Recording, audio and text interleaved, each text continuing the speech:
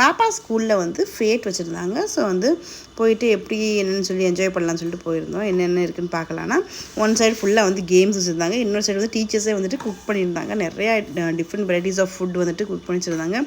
இது வந்து இலந்தப்பழம் பாருங்கள். இங்கே வந்து இலந்தப்பழத்தை நல்லா அவிச்சிட்டு உப்பு போட்டு கொடுப்பாங்க. ரொம்ப டேஸ்ட்டாக இருக்கும்.